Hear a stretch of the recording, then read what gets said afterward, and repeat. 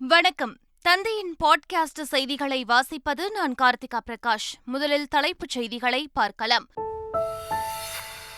டெல்லியில் இன்று தொடங்குகிறது முதலாவது தேசிய பயிற்சி மாநாடு. தொடக்கி வைக்கிறார் பிரதமர் நரேந்திர மோடி.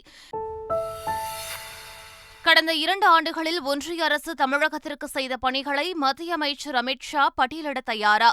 சேலம் மாவட்ட திமுக செயல் வீரர்கள் கூட்டத்தில் முதலமைச்சர் ஸ்டாலின் கேள்வி. 2 நாள் பயணமாக தமிழகம் வந்தடைந்தார் உள்துறை அமைச்சர் அமித் ஷா. சென்னை விமான நிலையத்தில் பாஜகவினர் உற்சாக வரவேற்பு. ராஜீவ்காந்தி கொலை வழக்கில் விடுதலை புலிகள் தலைவர் பிரபாகரன் பொட்டு அம்மான் மீதான குற்றச்சாட்டுகள் கைவிடப்பட்டுள்ளது. தந்தை பெரியார் திராவிடர் கழக மூத்த வழக்கறிஞர் துரைசாமி தகவல். சென்னையில் பல்வேறு இடங்களில் சூறைக் காற்றுடன் வெளுத்து வாங்கிய கனமழை. வெப்பம் தணிந்து இதமான சூழல் நிலவியதால் பொதுமக்கள் மகிழ்ச்சி. சென்னை, காஞ்சிபுரம் உள்ளிட்ட 16 மாவட்டங்களில் மழைக்கு வாய்ப்பு. இந்திய வானிலை ஆய்வு மையம் தகவல். பிரெஞ்ச் ஓபன் கிராண்ட்ஸ்லாம் மகளிர் டென்னிஸ் தொடரில் சாம்பியன் பட்டம் வென்றார் போலாந்து வீராங்கனை இஹா ஸ்வியாடெக். செக் குடியரசு வீராங்கனை முச்சோவாவை வென்று அசத்தல். உலக டெஸ்ட் சாம்பியன்ஷிப் இறுதிப் போட்டியில் இந்திய அணிக்கு 444 ரன்கள் இலக்கு நிர்ணயித்தது ஆஸ்திரேலியா. 4ஆம் நாள் ஆட்ட நேர முடிவில் இந்திய அணி 3 விக்கெட்டுகளை இழந்து 164 ரன்கள் சேர்ப்பு. இனி விரிவான செய்திகள். பிரதமர் நரேந்திர மோடி முதலாவது தேசிய பயிற்சி மாநாட்டை டெல்லியில் இன்று தொடங்கி வைக்கிறார். மத்திய பயிற்சி நிறுவனங்கள், மாநில நிர்வாக பயிற்சி நிறுவனங்கள், மண்டல பயிற்சி நிறுவனங்கள், ஆராய்ச்சி நிறுவனங்களிலிருந்து 1500க்கும் மேற்பட்ட பிரதிநிதிகள் மாநாட்டில் பங்கேற்கின்றனர். மத்திய அரசு துறைகள், மாநில அரசுகள், உள்ளாட்சி அமைப்புகள் மற்றும் தனியார் துறையைச் சேர்ந்த வல்லுநர்களும் பங்கேற்க உள்ளனர். வருகின்ற நாடாளுமன்ற தேர்தலில் நாடும் நமதே, 40ம் நமதே என முதலமைச்சர் மு.க.ஸ்டாலின் தெரிவித்துள்ளார். சேலத்தில் நடைபெற்ற திமுக செயல்வீரர்கள் கூட்டத்தில் பேசிய அவர், 9 ஆண்டு காலம் மத்திய அமைச்சராக உள்ள அமித் ஷா தமிழ்நாட்டிற்கு என்ன செய்தார் என்பதை பட்டியலிட்டு சொல்ல முடியுமா என கேள்வி எழுப்பியுள்ளார். பாஜகவுடைய செல்வாக்கு நாடு முழுவதும் நாளுக்கு நாள் சரிந்து கொண்டிருக்கிறது. அந்த ஆத்திரத்தில் அவர்கள் எந்த முடிவை எப்பொழுது எடுப்பார்கள்? கர்நாடக மாநிலத்தில் கிடைத்ததை போன்ற தோல்வி தொடர்மையானால் முன்கூட்டியே கூட அவர்கள் நாடாளுமன்ற தேர்தலை நடத்த முன்வரலாம்.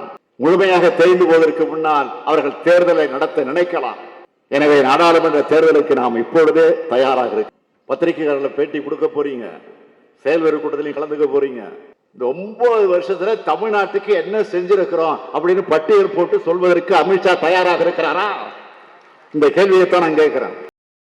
2 நாள் பயணமாக சென்னை வந்த மத்திய உள்துறை அமைச்சர் அமித் ஷாவிற்கு தமிழக பாஜக சார்பில் உற்சாக வரவேற்பு அளிக்கப்பட்டது. பாஜக சார்பில் நடைபெறும் 9 ஆண்டு கால சாதனை விளக்க பொதுக்கூட்டத்தில் பங்கேற்பதற்காக உள்துறை அமைச்சர் அமித் ஷா சென்னை வந்தடைந்தார். சென்னை விமான நிலையம் வந்தடைந்த அவரை தமிழக பாஜக தலைவர் அண்ணாமலை, மத்திய இணையமைச்சர் எல். முருகன் மற்றும் பாஜக நிர்வாகிகள் வரவேற்றனர்.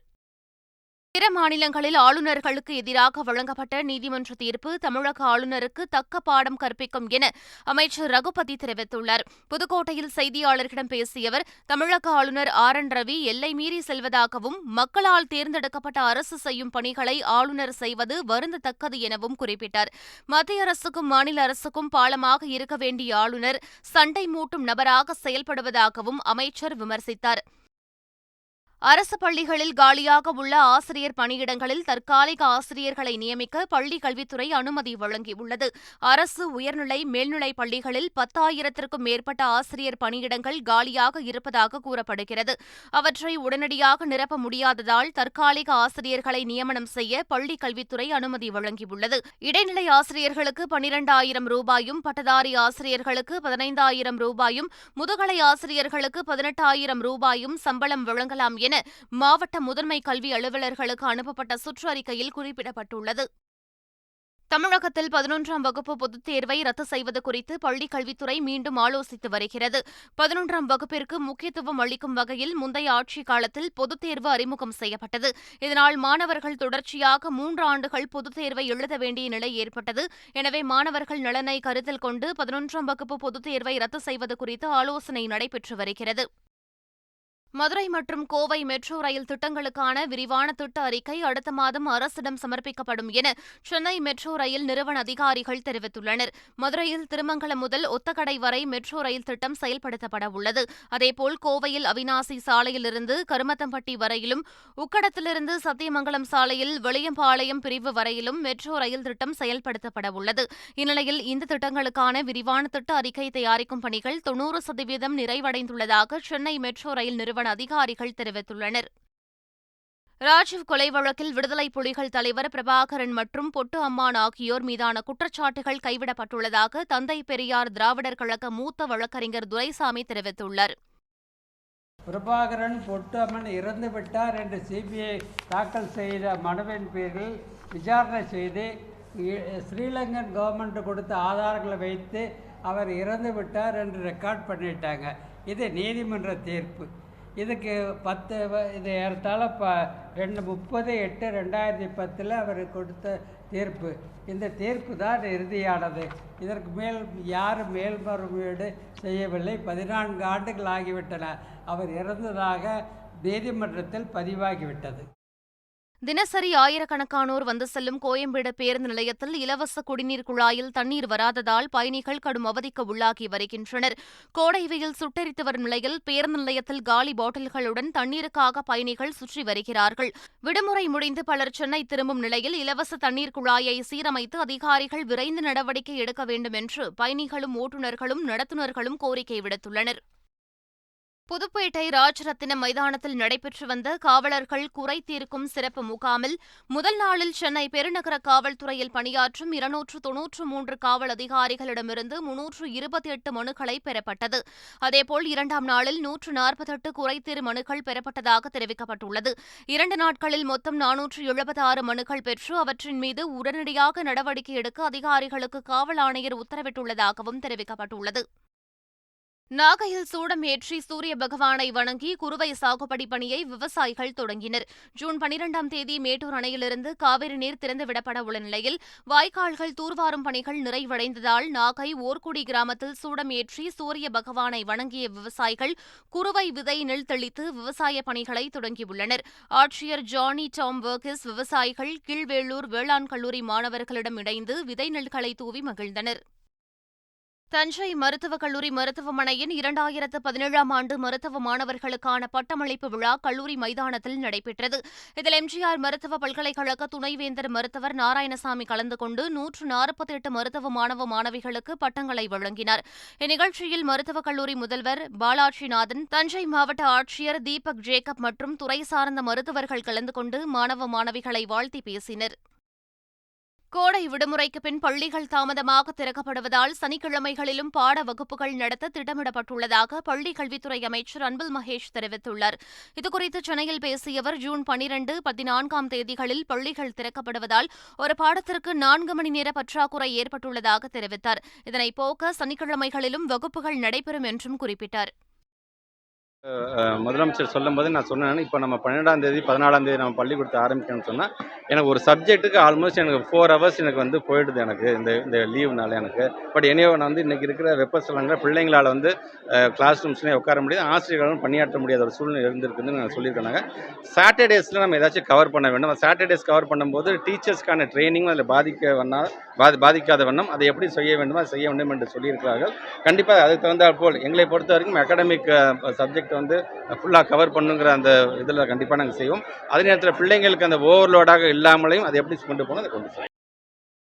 இந்திய பெருங்கடல் பாதுகாப்பை உறுதி செய்யும் வகையில் போர்க்கப்பல்கள் ஒத்திகையில் ஈடுபட்டன. விமானம் தாங்கி போர்க்கப்பல் INS விக்ரமாதித்யா, உள்நாட்டில் தயாரிக்கப்பட்ட விமானம் தாங்கி போர்க்கப்பல் INS விக்ராந்த் ஆகியவற்றில் 35க்கும் மேற்பட்ட போர் விமானங்கள் இடம்பெற்றன. மேலும் நீர்மூழ்கி கப்பல் மற்றும் போர்க்கப்பல்களுடன் கூடிய கப்பல் படை பங்கேற்றது. இந்த வீடியோவை இந்திய கடற்படை வெளியிட்டுள்ளது. தொட்டபெட்டா காட்சி முனைக்கு செல்லும் சுற்றுலாப் பயணிகளின் வசதிக்காக தமிழகத்தில் முதல் முறையாக ஃபாஸ்டேக் தொழில்நுட்பம் அறிமுகப்படுத்தப்பட்டுள்ளது. போக்குவரத்து நெரிசல் மற்றும் காலதாமதத்தை தவிர்க்க தமிழக வனத்துறை சார்பில் இந்நடவடிக்கை எடுக்கப்பட்டுள்ளது. இதனால் தொட்டபெட்டா செல்லும் வாகனங்களில் பொருத்தப்பட்டுள்ள ஃபாஸ்டேக் செயலி மூலம் இருசக்கர வாகனத்திற்கு ₹20, ஆட்டோவுக்கு ₹30, கார்களுக்கு ₹40 கட்டணமாக வசூலிக்கப்படுகிறது. ஈமுக்கோழி மோசடி வழக்கில் 5 ஆண்டுகளாக தலைமறைவாக இருந்த நபரை பொருளாதார குற்றப்பிரிவு போலீசார் கைது செய்துள்ளனர். ஈமுக்கோழி மோசடி வழக்கில் திருச்சியைச் சேர்ந்த முகமது கலால்ஜி என்பவர் மீது உயர்நீதிமன்ற மதுரை கிளை கடந்த 2018ஆம் ஆண்டு பிடிவாரண்ட் பிறப்பித்தது. இதனைத் தொடர்ந்து முகமது கலால்ஜியை தீவிரமாக தேடி வந்த திருச்சி பொருளாதார குற்றப்பிரிவு போலீசார் அவரை 5 ஆண்டுகளுக்கு பின் தற்போது சிவகங்கையில் கைது செய்துள்ளனர். திமுகவின் புதிய இணையதளத்தை முதலமைச்சரும் திமுக தலைவருமான மு.க.ஸ்டாலின் தொடங்கி வைத்தார். இது தொடர்பாக டுவிட்டரில் பதிவிட்டுள்ள இயக்க வரலாறு, அண்மை நிகழ்வுகள், சாதனைகள் என இன்னும் பல தகவல் புதையல்கள் நிறைந்த வலைதளத்தை முன்னாள் முதலமைச்சர் கருணாநிதியின் நூற்றாண்டின் ஒரு பகுதியாக தொடங்கி வைத்தேன் என மகிழ்ச்சி தெரிவித்துள்ளார். கையெழுத்து பிரதி இதழ்கள் முதல் கணினி வரை திமுக கடந்து வந்த பயணத்தை தலைமுறைகள் தாண்டியும் அறிய செய்வோம் என்றும் அவர் தெரிவித்துள்ளார். மத்திய அரசின் அவசர சட்டத்தை கண்டித்து டெல்லியில் ஆம் ஆத்மி சார்பில் இன்று நடைபெறும் பொதுக்கூட்டத்தில் 1,00,000 பேர் பங்கேற்க இருப்பதாக தகவல் வெளியாகியுள்ளது. டெல்லி ராம்லீலா மைதானத்தில் இந்த பொதுக்கூட்டம் நடைபெறவுள்ள நிலையில் அங்கு பலத்த போலீஸ் பாதுகாப்பு போடப்பட்டுள்ளது. இதில் அரவிந்த் கெஜ்ரிவால், பஞ்சாப் முதலமைச்சர் பகவந்த் மான் மற்றும் ஆம் ஆத்மி கட்சியினர் கலந்து கொள்கின்றனர்.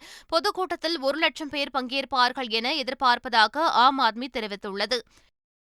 மணிப்பூர் மாநில வன்முறை விவகாரம் தொடர்பாக விசாரிக்க அந்த மாநில ஆளுநர் தலைமையில் அமைதிக் குழுவை மத்திய உள்துறை அமைச்சகம் அமைத்துள்ளது. அந்த குழுவில் மணிப்பூர் மாநில முதலமைச்சர், சில அமைச்சர்கள், எம்பி மற்றும் எம்எல்ஏக்கள், கல்வியாளர்கள், இலக்கியவாதிகள் உள்ளிட்டோர் பிரதிநிதிகளாக இருப்பார்கள் என்று உள்துறை அமைச்சகம் தெரிவித்துள்ளது.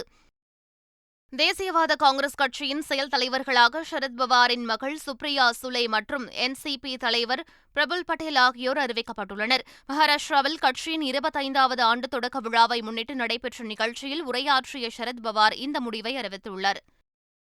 சென்னையில் சூறைக்காற்றுடன் பெய்த மழை காரணமாக 11 விமானங்கள் சுமார் 1 மணி நேரம் வரை தரையிறங்க முடியாமல் வானில் வட்டம் அடித்தபடி இருந்தன. அதேபோல் சென்னையிலிருந்து மும்பை, டெல்லி உள்ளிட்ட இடங்களுக்கு செல்ல வேண்டிய 11 விமானங்களும் தாமதமாக புறப்பட்டு சென்றன.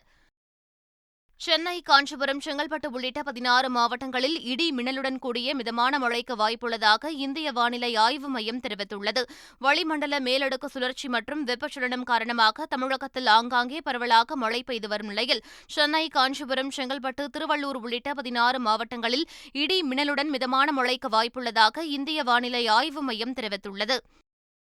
கோவையில் நாளை டிஎன்பிஎல் தொடரின் 7வது சீசன் தொடங்கவுள்ளது. கோவை, திண்டுக்கல், சேலம், நெல்லை ஆகிய 4 இடங்களில் ஜூலை 12ஆம் தேதி வரை நடைபெறுகிறது. இந்நிலையில் சேப்பாக் சூப்பர் கில்லிஸ், நெல்லை, சேலம் அணிகளின் கேப்டன்கள் கலந்து கொண்ட செய்தியாளர் சந்திப்பு நடைபெற்றது. அப்போது பேசிய சேப்பாக் சூப்பர் கில்லிஸ் அணி கேப்டன் ஜெகதீசன், எந்த அழுத்தமும் இன்றி அணியினர் ஒன்றாக இணைந்து விளையாடுவதே வெற்றிக்கு வழிவகுக்கும் என குறிப்பிட்டார். பிளான் வந்து மேட்ச் ஆடும்போது மிச்சவங்க எப்படி ஆப்போனன்ட்ஸ்ல எந்த மாதிரி போறாங்களோ அதுக்கு ஏற்ற மாதிரி அந்த டைம்ல என்ன பிளான் ஒர்க் அவுட் ஆகுமோ அது மட்டும் தான் நாங்க யோசிக்கிறோம். பட் பிஃபோர் மேட்ச் போறதுக்கு முன்னாடி ஒரே தாட் என்ன, முடிஞ்ச அளவுக்கு எல்லாருமே டீமா எவ்வளோ என்ஜாய் பண்ணி, கிரிக்கெட் வந்து ஃபார் எக்ஸாம்பிள் ஒரு பெரிய ஒகேஷன் அது, பட் எவ்வளோ ப்ரெஷர் இருக்கும் எல்லாத்துக்குமே. பட் அது முடிஞ்ச அளவுக்கு அந்த ப்ரெஷர் வெளியே வச்சுட்டு எவ்வளோ நம்ம கிரிக்கெட் என்ஜாய் பண்றோமோ அதே பெரிய சக்ஸஸ் ஃபீல் பண்றோம். ஸோ உள்ள போற வரைக்கும் அது ஒரே தாட் ப்ராசஸ் தான் எங்களுக்கு இருக்கும். பிரெஞ்சு ஓபன் கிராண்ட்ஸ்லாம் மகளிர் டென்னிஸ் தொடரில் போலந்து வீராங்கனை இஹா ஸ்வியாடெக் சாம்பியன் பட்டம் வென்று சாதனை படைத்தார். செக் குடியரசு வீராங்கனை மூச்சோவாவை வென்று இஹா ஸ்வியாடெக் வாகை சூடினார். 22 வயதான ஸ்வியாடெக் கடந்த ஆண்டும் பிரெஞ்சு ஓபன் பட்டத்தை வென்றார் என்பது குறிப்பிடத்தக்கது. இன்றைய வெற்றியின் மூலம் மோனிகா செலஸுக்கு பிறகு பிரெஞ்சு ஓபனில் தொடர்ந்து பட்டங்களை வென்ற இளம்பெண் வீராங்கனை என்ற பெருமையை ஸ்வியாடெக் பெற்றார் என்பது குறிப்பிடத்தக்கது. டெஸ்ட் சாம்பியன்ஷிப் இறுதிப் போட்டியின் 4ஆம் நாள் ஆட்ட நேர முடிவில் இந்திய அணி 3 விக்கெட்டுகள் இழப்பிற்கு 164 ரன்கள் எடுத்துள்ளது. 4ஆம் நாள் ஆட்டத்தில் தொடர்ந்து பேட்டிங் செய்த ஆஸ்திரேலிய அணி 2வது இன்னிங்ஸில் 8 விக்கெட்டுகள் இழப்பிற்கு 270 ரன்கள் எடுத்திருந்தபோது டிக்ளேர் செய்தது. இதன் மூலம் இந்திய அணிக்கு 444 ரன்கள் வெற்றி இலக்காக நிர்ணயிக்கப்பட்டது. இதைத் தொடர்ந்து களம் இறங்கிய இந்திய அணி சீரான இடைவெளியில் 3 விக்கெட்டுகளை இழந்து தடுமாறியது. எனினும் அடுத்து களமிறங்கிய கோலி, ரஹானே ஜோடி நிதானமாக ஆடி அணியை சரிவிலிருந்து மீட்டது. 4ஆம் நாள் ஆட்ட நேர முடிவில் இந்திய அணி 3 விக்கெட்டுகள் இழப்பிற்கு 164 ரன்கள் எடுத்துள்ளது. இந்திய அணி வெற்றி பெற இன்னும் 280 ரன்கள் தேவைப்படும் நிலையில் கடைசி நாள் ஆட்டத்தில் களம் இறங்க உள்ளது. மீண்டும் தலைப்புச் செய்திகள். டெல்லியில் இன்று தொடங்குகிறது முதலாவது தேசிய பயிற்சி மாநாடு. தொடக்கி வைக்கிறார் பிரதமர் நரேந்திர மோடி. கடந்த 2 ஆண்டுகளில் ஒன்றிய அரசு தமிழகத்திற்கு செய்த பணிகளை மத்திய அமைச்சர் அமித் ஷா பட்டியலிட தயாரா? சேலம் மாவட்ட திமுக செயல் வீரர்கள் கூட்டத்தில் முதலமைச்சர் ஸ்டாலின் கேள்வி. 2 நாள் பயணமாக தமிழகம் வந்தடைந்தார் உள்துறை அமைச்சர் அமித் ஷா. சென்னை விமான நிலையத்தில் பாஜகவினர் உற்சாக வரவேற்பு. ராஜீவ்காந்தி கொலை வழக்கில் விடுதலை புலிகள் தலைவர் பிரபாகரன் பொட்டு அம்மான் மீதான குற்றச்சாட்டுகள் கைவிடப்பட்டுள்ளது. தந்தை பெரியார் திராவிடர் கழக மூத்த வழக்கறிஞர் துரைசாமி தகவல். சென்னையில் பல்வேறு இடங்களில் சூறைக் காற்றுடன் வெளுத்து வாங்கிய கனமழை. வெப்பம் தணிந்து இதமான சூழல் நிலவியதால் பொதுமக்கள் மகிழ்ச்சி. சென்னை, காஞ்சிபுரம் உள்ளிட்ட 16 மாவட்டங்களில் மழைக்கு வாய்ப்பு. இந்திய வானிலை ஆய்வு மையம் தகவல். பிரெஞ்ச் ஓபன் கிராண்ட்ஸ்லாம் மகளிர் டென்னிஸ் தொடரில் சாம்பியன் பட்டம் வென்றார் போலாந்து வீராங்கனை இஹா ஸ்வியாடெக். செக் குடியரசு வீராங்கனை முச்சோவாவை வென்று அசத்தல். உலக டெஸ்ட் சாம்பியன்ஷிப் இறுதிப் போட்டியில் இந்திய அணிக்கு 444 ரன்கள் இலக்கு நிர்ணயித்தது ஆஸ்திரேலியா. 4ஆம் நாள் ஆட்ட நேர முடிவில் இந்திய அணி 3 விக்கெட்டுகளை இழந்து 164 ரன்கள் சேர்ப்பு. இத்துடன் பாட்காஸ்ட் செய்திகள் நிறைவு பெறுகின்றன. வணக்கம்.